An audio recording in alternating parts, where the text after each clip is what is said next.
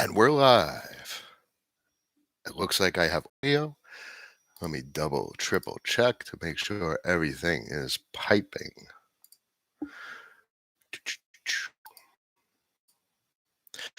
Looks good. Good morning, everyone. Today is Wednesday, April 15th. Being locked inside, don't even keep track of days anymore. Every day blends into another. It's such an awkward feeling that the position that we're all placed in. This is somewhat of an awkward experiment in so many regards. I'm inclined to think that this didn't need to play out the way it did. And frankly, as most dire situations, we found ourselves in this situation because of a lack of experience, especially in the United States. They had no idea how to engage a playbook. This is the only thing even remotely comparable was China, Korea, Italy, and that is all relatively fresh data compared to anything, especially that the U.S. has encountered from a health perspective, from a financial perspective. We're in unprecedented territory across the board. And in some regards, I've said several times that it's just, I can't even put words on it. And it's unsettling. And I find myself preoccupied by it. And we try and go on and try and do what we're expected to do for the few of us that are able to work from home. But when we have access to social media like Twitter and what have you, whatever your favorite is, we have all this information. I mean, could you imagine, like in 2008, it wasn't like this. We didn't have access to information and social media like this. 1 second. It was such a different time. The capacity for people to share information was nothing like it is today. So that's good and bad. I guess good in that we were more numbed, or we weren't not having access to information news, or by people reporting news, which is news. So it's just absolutely unsettling. I wish and I hope for everyone that we could continue to some degree normalcy in this period, but it's just for me, it's not easy. And then the whole question becomes, more time I hear we're opening the system. It's such, not a politician's phrase, but it's such a short-sighted phrase. It's so short-sighted, ladies and gentlemen. You hear that on the news. There's no such thing. It's not even a remotely accurate, factual, or reasonable or logical statement. The amount of job losses, what folks have to understand is momentum. The whole system is based on momentum, because someone is spending money and someone is borrowing money and someone is paying bills and someone is buying supplies and someone is paying for the transportation of goods, which is a service. And all of that ripples and connects in a sequence of events, a chain, and then it starts over. It's a feedback loop. It's a cycle. And as of right now, which has been the case for some time, but it's as of right now also, and it will be as of right now, still tomorrow, and still for however amount of time in the future, the momentum of that sequence of events is fundamentally not just disrupted anymore, it is broken. Why is it broken? Or how do we know that it's broken? Because we have seen unemployment, job losses like never before in history of the United States. The chart, it goes straight up. It has never happened before. So there is no going back. It's not like all of a sudden everyone gets their jobs back. The jobs aren't there. The companies will not be there if they're not there now. The government is playing choice. They are bailing out who they, I don't know, maybe they have a policy or a process, but they're bailing out who they see fit. They're going to let many companies go under, go through bankruptcy, which would be the natural capitalistic way of things to occur. But the scale of the disruption, it cannot be understated. If a company gets bailed out, great. The government buys their bonds, their junk bonds, and the whole question then becomes, do they actually have a business in any amount of time? Which means if they're not making revenue and the government owns their bonds, it's a zombie company and doesn't prevent defaulting on the bonds that the now government holds. So they could still go under. The whole system is just, it looks gross from a monetary perspective. Current monetary system requires exponential growth. Okay, yes, that is correct. The whole, as I said, momentum, the whole system is predicated on debt and credit. And that sequence of events that facilitates that flow of money, that process is broken. And the only way, Swim's printing will soon soothe away everyone's problems. Well, now the only playbook, the only play the government has in this country, and the overwhelmingly almost every single country at this point, is MMT. They're buying all the garbage, they're buying all the failed debt, which is basically buying all the failed companies. They are hoping that after they open up, the system somewhat allows these companies to generate revenue. And in addition, they're printing to stoke inflation because we're in a deflationary implosion of all regards. All regards is a deflationary implosion. And they're hoping that somehow this works. MMT is not an established process, and much of monetary theory is not established, a little bit based on history, but most of it is an in-process evaluation of the effectiveness of various policies.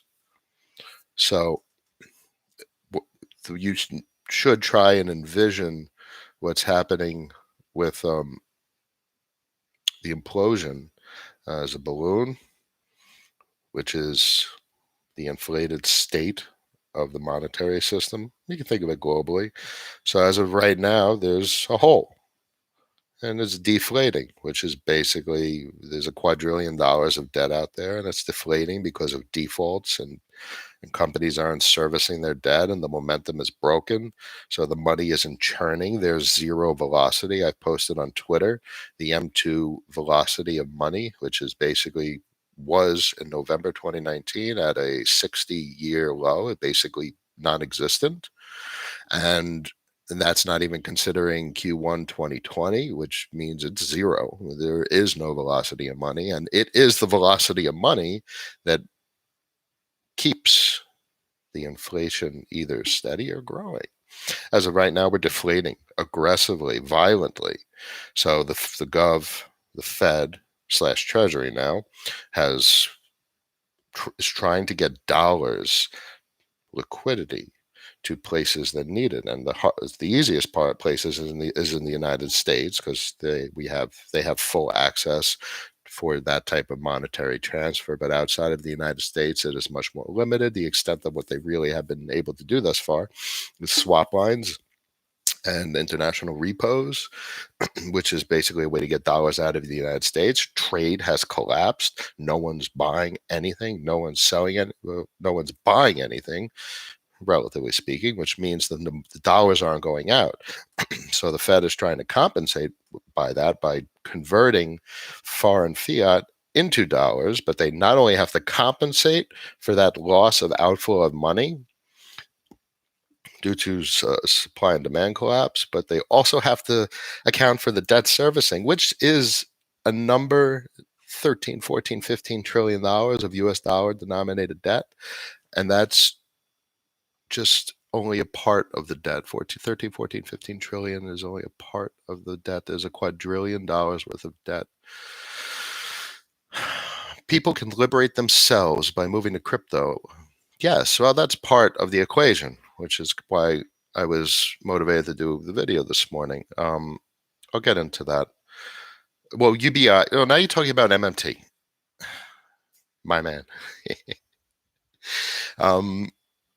The problem with UBI is you're talking about socialist policies, which second you start UBI, why is someone going to be incentivized to work? It destroys all incentive to work. If you're getting money, and as of right now, people are getting more money by unemployment insurance and the modified unemployment insurance than they do at their jobs.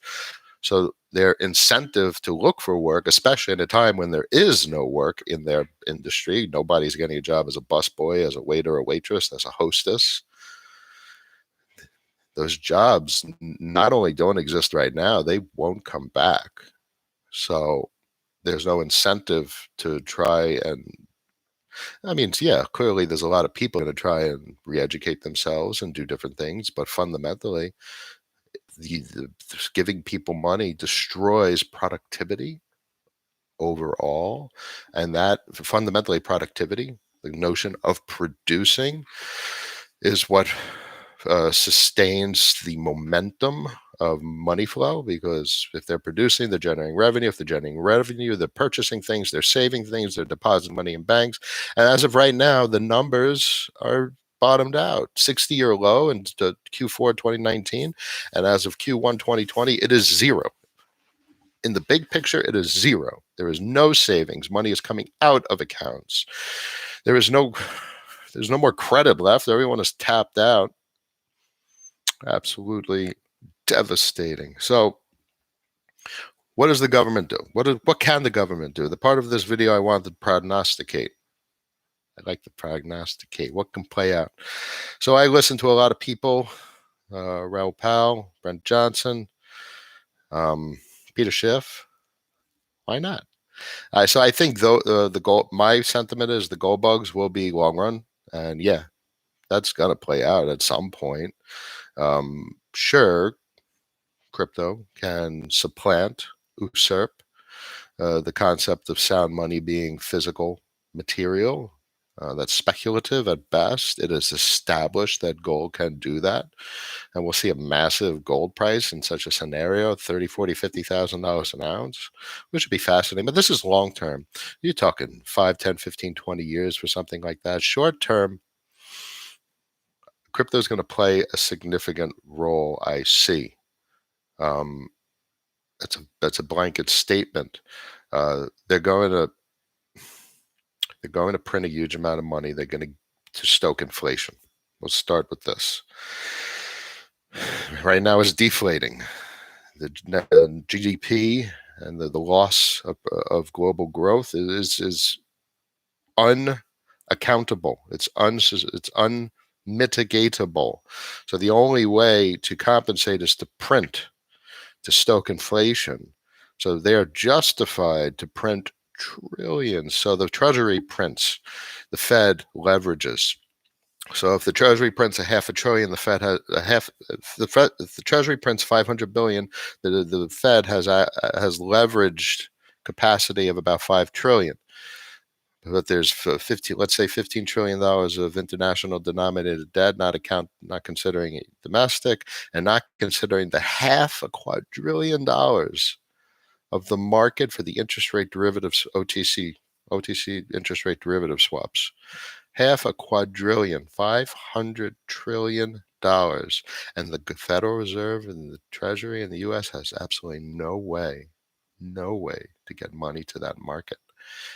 So I digress into that for a second. So the Fed has pegged to treasuries, meaning yield curve on the treasuries, they cannot allow it to go up. They cannot allow interest rates to go up, period. Because if they do, the price of the treasury goes down. What are treasuries used for? Collateral. Collateral in the OTC interest rate derivative markets.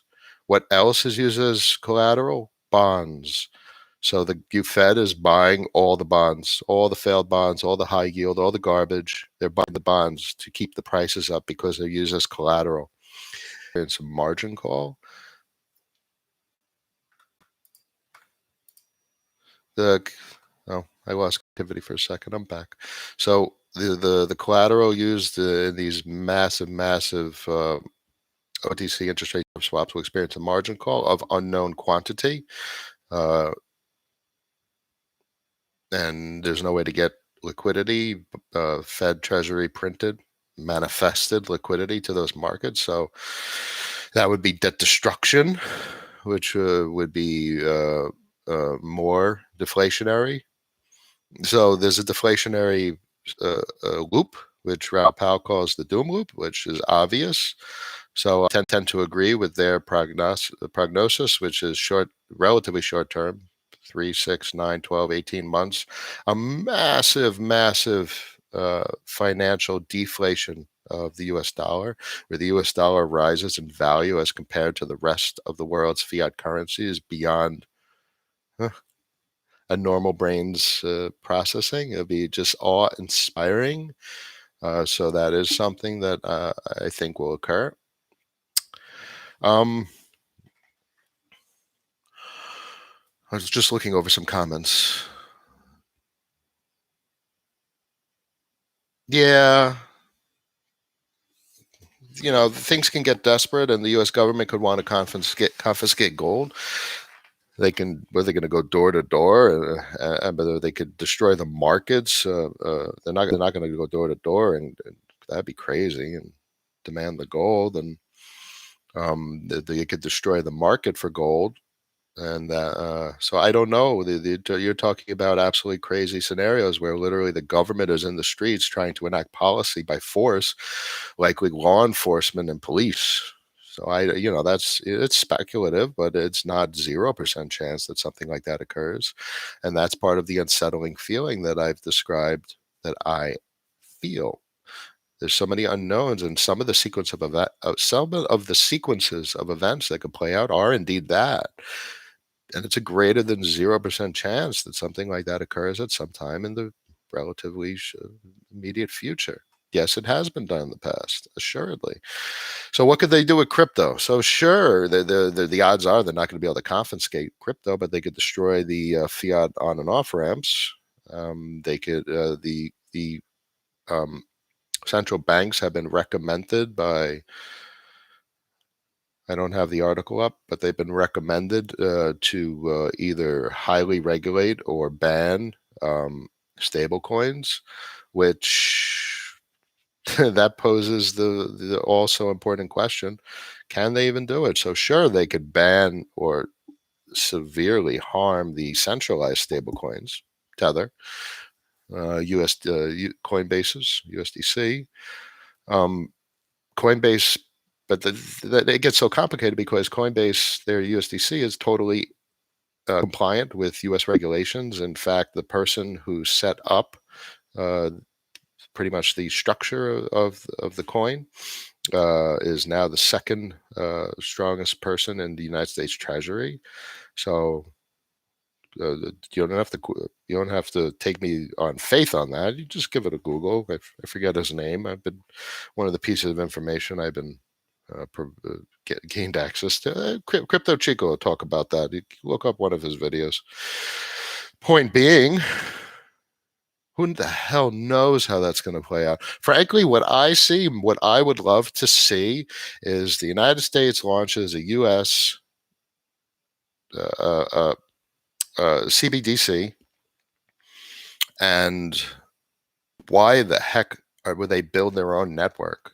It would make no sense. Because particularly you want to use something that's tried, tested, And what is the only network right now that's large enough that supports the notion of a stable coin that's tried and tested for how many years? Better part of a decade? Ethereum. It's right now the only global decentralized blockchain that's capable, even in a remotely capable position, for supporting central bank digital currencies. Um, it has enough volume, it has enough decentralization. I mean, don't get me wrong, there's a lot of projects that have the required decentralization, but we're talking about volume, and that's momentum and strength, and that's meaningful. Um, and it's tested. It's tested. That's crazy. If the government tried to do some sort of network to support a central bank digital currency, it's an untested network. That would be a recipe for a disaster. So my bet, the government launches a CBDC on Ethereum. I don't know how that plays into Eth 2.0 and the nightmare of regression introduction or instability of the new platform. So there's a lot of uncertainty. But if they did that, that unleashes crypto on the world, particularly with regard to Chainlink Swift integration and the notion of oracles. Chainlink provides that oracle functionality. Teller tributes. There's a couple of different projects, funded projects, that are pursuing the concept of an oracle, which is basically the bridge between the old world and the new. The oracles are decentralized way of providing real world information to smart contracts where there's no trust involved. And that it reminds me, frankly, of what Blocknet does with its xCloud services, where there's a decentralized way to interact with an API. Holy crap. So absolutely fascinating. Yeah, well, you're talking about the status quo of Ethereum. You have to consider the ETH 2.0 properties, which, they're all theoretical at this point, but um, how this plays out is quite unknown. It's uncertain. Obviously, the current status quo of the network, it bottlenecks substantially under heavy load and can no way, shape, or form support what would be needed from a national financial perspective. But that doesn't mean the technology, the concept of what it does can't. It has to be modified. And you can imagine if the federal government said, okay, we're doing this, they're going to make some modifications, warp speed, with billions and billions of dollars of funding, and every goddamn programmer from here to far as the eye can see working on this, being paid huge amounts of money because it's mission critical, because the economy is about to implode. And they're like, we have to do this when? Now. So when the full force of the system pushes for a technological innovation, yeah, approved with billions in funding. Eth 2.0 will be released in 20 minutes. Or you could just imagine the amount of force billions of dollars would exert on change and actually getting things out the door. That's what my mind is heading to a lot lately, is they're backed into a corner. They're backed into the corner of all time. What happens? What plays out? What happens when someone's backed into a corner? Shit that you would have never expected, or maybe we do expect it. At least that's what I'm prognosticating. But it's shit that would have never occurred under normal circumstances. And those are the types of scenarios that we're likely going to see. I mean, listen, my mind, I've spoken a lot about it. Obviously, folks have a contrary hypothesis, but I think the restaurant industry, the sit-in dining restaurant industry, is done. Nobody's going to be sitting anywhere near each other anytime soon. I mean, look, think of your local in the U.S. Applebee's, Outback Steakhouse, Ruby Tuesdays, Fridays. I guarantee you every one of your countries has something comparable. Diners, dare I say, Northeast U.S. diners, they're done. the margins are razor thin, and they need full capacity just to maintain. They're all going to be gone. So the whole point is those jobs are gone. So we're talking about millions upon millions of people that need new types of work. And this I see is, to me, it's obvious, which entails, my mind goes to what is next.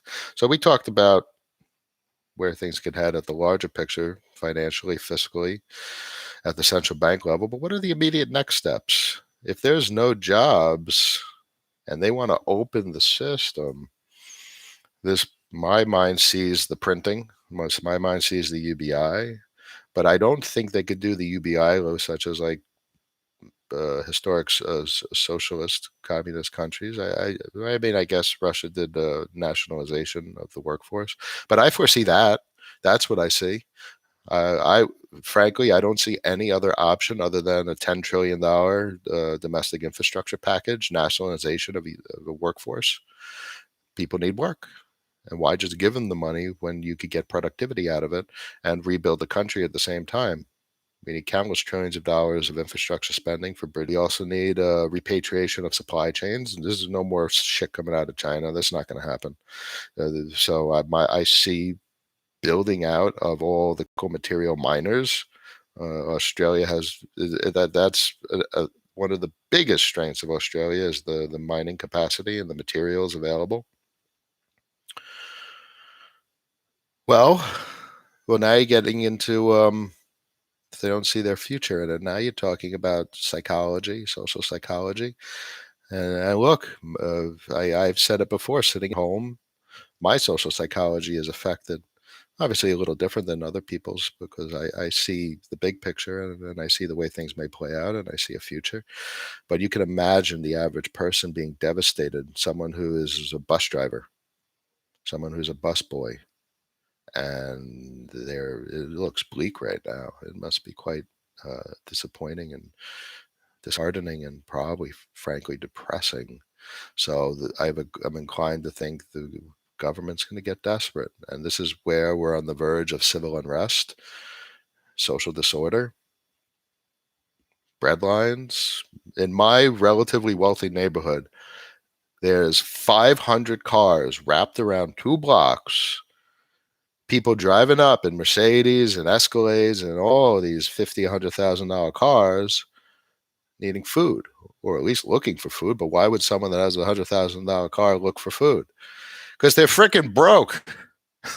They got a car that they owe a fortune on. But you bought it with debt, so they're broke. Everyone's broke. The debt-based system is just such the most pathetic economic system ever. People are over leveraged, over indebted, and that goes from the individual person to the corporation to the damn government. It's a hot mess. So nationalization of employment, build out of supply chain domestically, build factories. You need the critical material mining. You need the damn battery. Gas is done. Oil's done. Well, oil with regard to as a fuel source, but oil as lubricant, plastics, products, absolutely critical. But it's nowhere near the quantity needed that it's currently being produced. So we're going to need battery raw materials. The industry has already proven that we could go electric. Same thing for grid electricity. We need the batteries for grid electricity. That's just fundamentally in the way the system works now. It's more profitable for alternative energy, solar and wind, and battery storage than it is natural gas and coal power plants. It just is. It's cheaper. So, but we need the materials out of the ground right now. 100%, 100. How do I lose connectivity?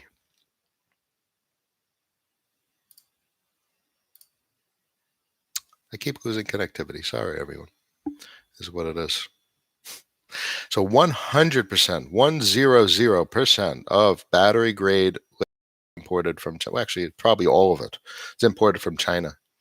It all comes from China, and this is globally. So every country needs to start mining and refining. Well, at least it's my screen that says I've lost connectivity. Maybe YouTube magic and somehow maintaining consistency. Anyway, so, and then the employment, to build a factory, to employ the factory and service the factory. I don't know what plays out long term, but people are going to need work short term. So I see that as a potential path, as I don't think there's any other obvious paths. Dollar goes through the roof. Other currencies crash. The Treasury and Fed print. They distribute money. They employ people. We rebuild the country. We rebuild the supply chain. At some point, okay, so part of the video I wanted to talk about, some folks were interested in crypto and payment systems. I don't see that as, yes, I do see everyone accepting crypto. Why not? Because you're talking about software on a terminal and some sort of payment machine. Why not accept anything? So I'm inclined to think like Square. Square could actually do relatively well going forward, and a variety of other payment processors. But I see, sure, you could accept any type of cryptocurrency. Why not? Who cares? As long as it's liquid and redeemable and that's where the liquidity pools come in. So you can transfer it to any type of currency, cryptocurrency you want. Doesn't matter. They all have relative value, and it's the same with the U.S. dollar versus foreign currencies, back and forth, so on and so forth. So, but I do foresee that the status quo cryptocurrencies won't have significant payment functionality as compared to we kind of want that. We kind of need that. There's a quadrillion dollar. It's the federal government. We want that established stablecoin.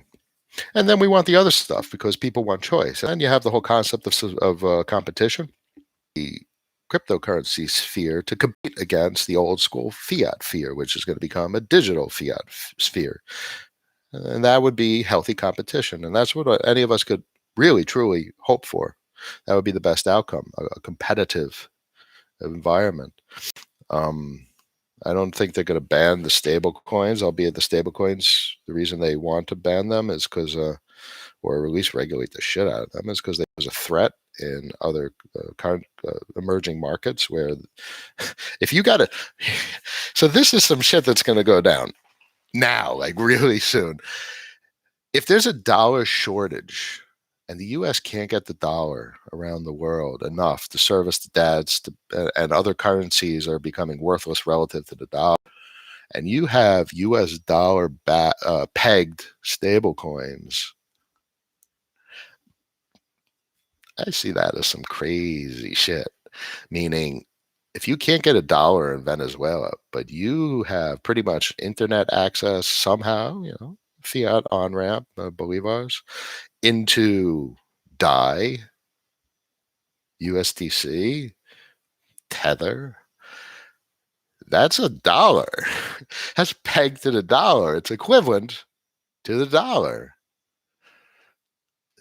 So there's some serious teeth to that concern with regard to emerging markets, that stable coins can literally just absorb entire countries' monetary base. Wow. So we'll see how that plays out. But that's some serious consideration. Something serious to think about. Anyway, that's about it. There's a lot of playing out in real time. Right now, as of this morning, US dollar, other currencies, it's been stable for a couple of days and moving in the opposite direction. Everyone thinking that the swap lines and the Fed and Treasury trying to get money out of the country, everyone thought that was working, but all of a sudden, so I think we have established a relatively consistent uptrend. Just can't get that much dollars out of the country. The Treasury and Fed would have to print $5 trillion. There's only $4.5 trillion period in the world, and everything else is leveraged debt on top of that. So if there's 15 trill in US dollar denominated debt and a half a quadrillion just in the OTC interest rate derivatives market, they would have to print from 4.5 trillion current M1 monetary base. They'd have to double it. Another 5 trillion base, 10 to 1 leverage at the Fed would be 50 trillion that they could theoretically circulate to these markets that need it to service the debts. I don't know. I don't see that being possible using whatever SPV, special purpose vehicle, the Fed concocts with the Treasury as a cohort. I don't see these things as the numbers are just massive. Has anyone ever seen what $1 trillion looks like? The little graphics online. It's like a football field up to the top of your head. And crazy. Imagine a quadrillion. Imagine 1,000 trillion, which would be a foot on planet Earth. Holy shit. You would think we're almost fucked. But we're not. I am more optimistic than ever. I think that this is both the most unsettling time to be alive and also the most exciting. I think there's so many smart people that have ideas that are able to strategize paths forward and ways to proceed and choices to make. The problem is I don't know if they're in the government, but I think the private sector has a lot of power also. There's a lot of weight behind them in the private sector, and it comes down to money. Obviously, the government has print, so they have much more power. And so at some point between the resources, human resources available to the public sector, the government, and the private sector corporations, at some point, something good will be chosen and a path forward will be engaged. But for now, I still think we're on uncertain times of what is going to play out. Anyway, I'll keep my thoughts flowing on Twitter. My thoughts don't stop. Overwhelming at times.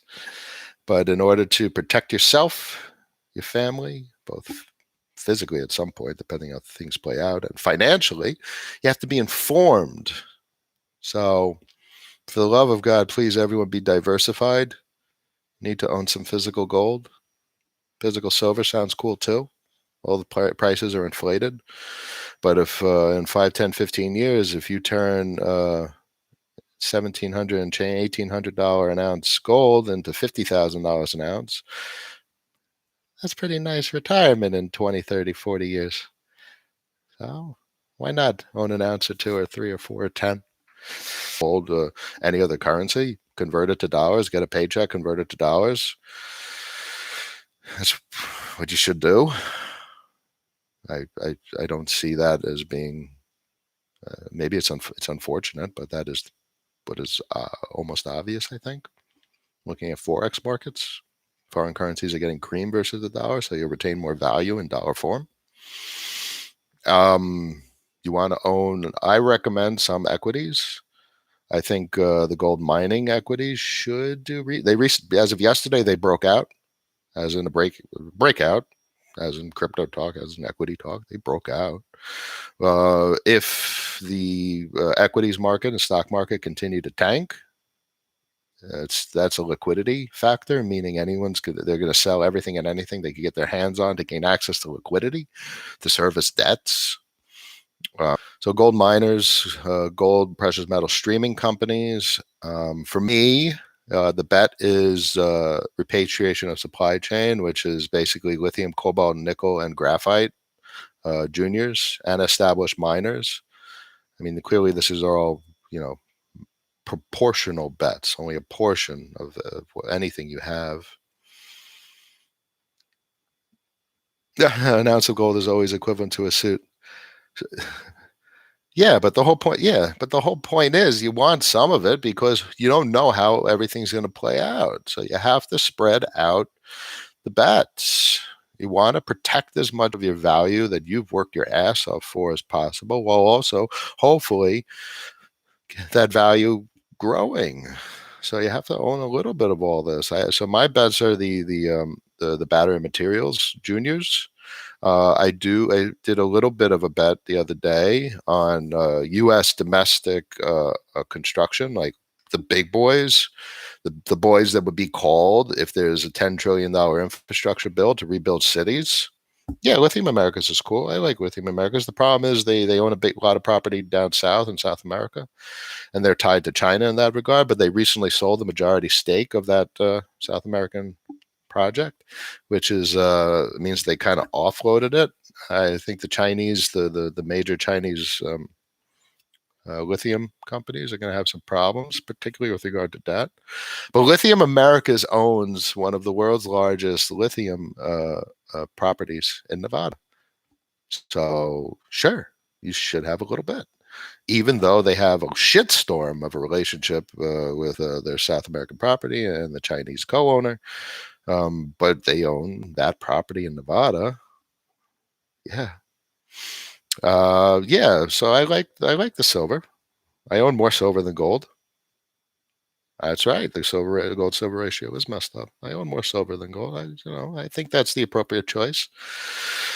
But so the construction companies, I got a little bit of materials like gravel, concrete, asphalt manufacturers. I tried to stay away from the foreign companies operating in the United States, focusing on the U.S. domestic companies. Because, as I said, if there's a $10 trillion infrastructure bill, all of a sudden these companies are going to be worth 10 times as much money because they just got a $100 billion contract apiece. That's about it. Stay diversified. I would say almost the vast majority of money should not be invested, meaning you want it to be liquid so that you can pivot and make choices. It provides you freedom of choice. Back a pass, baby. Yeah, you see, these are the types of things you got to think of with regard to the way things may play out. If so, here's what you got to remember: you buy the things because if it pops off, if something happens in favor of your bet, you sure as hell, even if it goes down, but if it goes up right now today, you're going to say to yourself, "Damn, I wish I had some of that." So you might as well have it. Don't get me wrong; I've lost a lot of money over the last couple of years, but you got to put your chips on the table. Well thought out thesis. It's not a matter of if, it's a matter of when. And that's a concept of all the big boys would appreciate, especially like Buffett. The company, sure, he's been selling some stuff because he sees this thing about to implode. But when there's a downturn in the economy, he doesn't necessarily sell. He buys. That's his thesis. He wants to own a piece of a company, so that he sticks to his thesis. Stick to your thesis. Don't deviate. If you're not a freaking day trader, don't day trade. You're going to lose money. You lose money investing also, but not in the long term if you're thesis. And I think exciting things are ahead. So don't let this current situation be too overwhelming. Understand it for what it is. Keep absorbing information. Ray Dalio's Holy Grail of investing is the best way to diversify. So, but that's the whole point. I mean, what I don't know his Holy Grail, but the word there is diversify. Be diversified. Look, he made it. He lost a lot of money when the market started turning south. So no one knows everything. Just be diversified. Place your bets. Be rational, and the odds are more in your favor than less. And that's all you can do. Okay, everyone. Fun chatting as always. I'll be on Twitter. I always am. I don't stop. My wife says I like to hear myself speak, and I guess these YouTube videos are the prove that. So it's Wednesday. It's 8:45 a.m. Eastern time. I wish everyone a wonderful day in whatever country you're in. You say Holy Grail is yes. Holy Grail is owning 15 unrelated assets. That's right. All right. So fine. So Ray Dalio's opinion is absolutely wonderful. Have a wonderful day, everyone. I will see you. I'll be on Twitter, obviously, more than I am on YouTube. I will see you again when I got something that I got to get out of my brain. Take care, everyone. Bye-bye.